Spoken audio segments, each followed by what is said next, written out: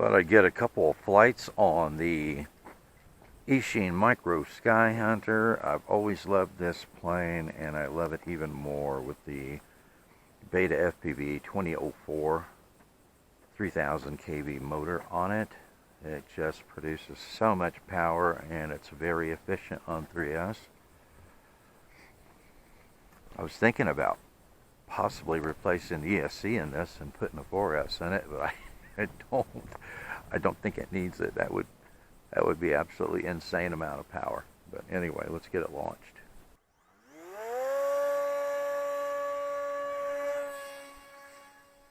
Well, that was a little terrible on that launch. Whee!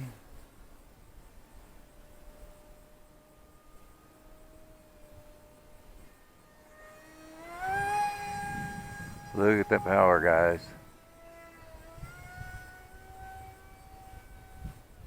Is that awesome, or is that awesome?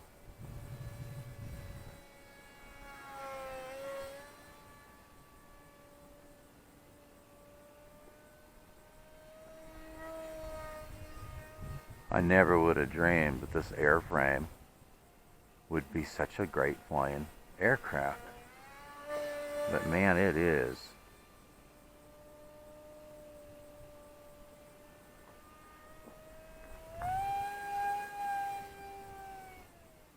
Look at that climb.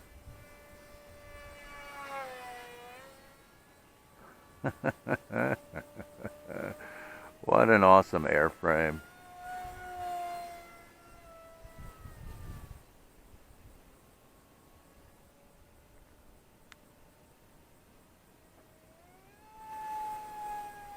Look at that. Effortlessly. It's just got so much power that it's just effortless. And it's so stable, so well behaved.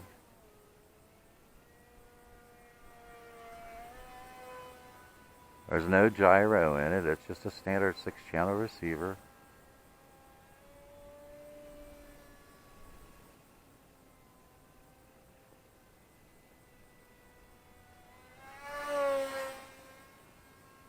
Isn't that awesome? I don't know why Eachine quit making this plane. I think they would still be selling a ton of them. It's just, you know, one of those aircraft that's a keeper. You know, it's just fantastic, just a joy to fly.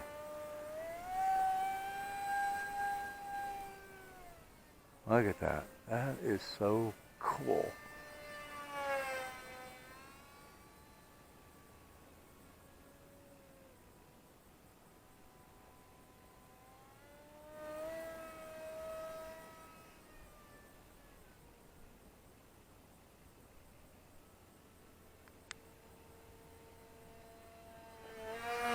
Whee!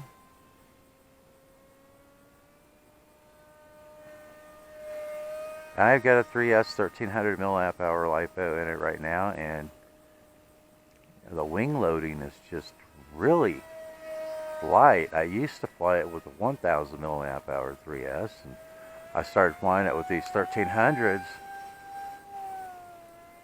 Look at that. Isn't that amazing? That is so cool.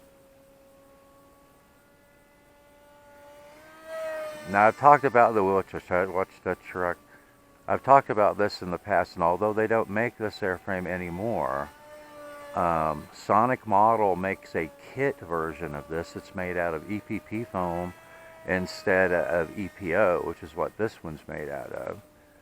And I think it just comes in a kit, but it's almost identical in size. There may be just a few millimeters difference in the size.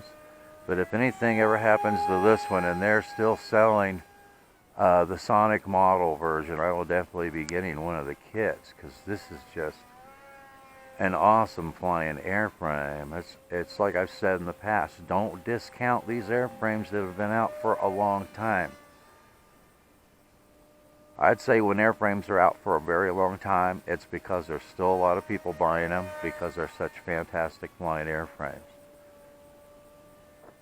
Yeah, I wish Eachine would bring this one back. You know, for a plug and fly version. Or a kit. I always like having kits too.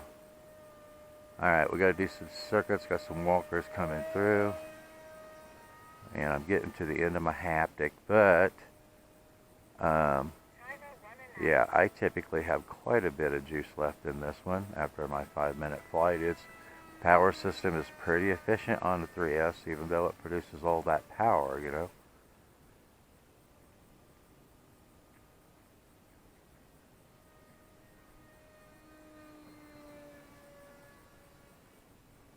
Morning.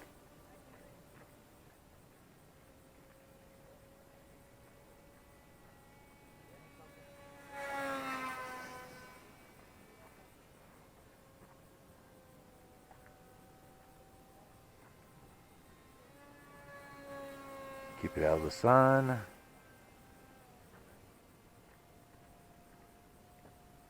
Okay, so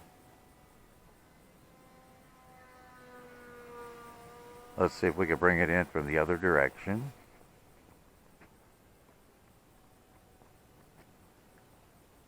From way out.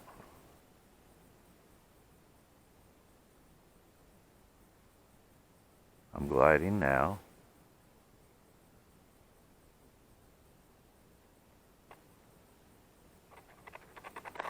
Okay, I wanted to make sure that I could stop it way back there because they're working really slow.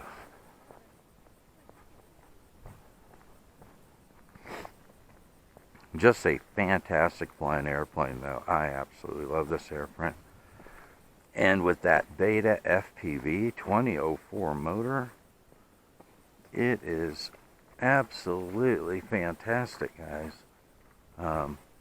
I don't know what the weight of the EPP version of it would be. I always feel like EPP is a little bit heavier than EPO, but you see how much power this has and what kind of vertical it has.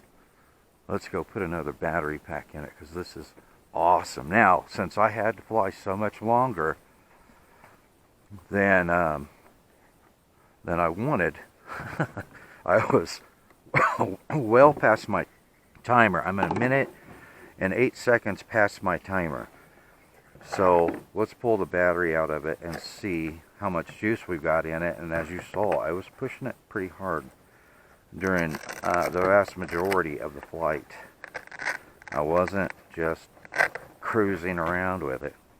So let me see if I can get this angled away from the sun so you can see it.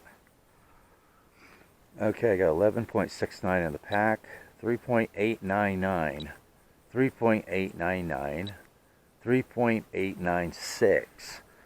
So I had it in the air for 6 minutes and 8 seconds. Now I was just cruising around that last minute, but I was pushing it hard during that 5-minute flight before the timer ran out, and it still had, I mean, almost 3.9 volts per cell. That shows you how efficient that is, even though I was using all that power. Alright, so I'm going to get another battery pack and put it in the air again. See you in a minute. Okay, so I went ahead and put more battery packs through it. But I wanted to come back here and talk about this plane. Now, I had it in the air for, what was it, 6 minutes and 8 seconds. I still had right at 3.9 volts per cell in this plane. Now, the last minute I was just cruising around with it, but the first 5 minutes I was flying it, I spent about half the time heavy in the throttle.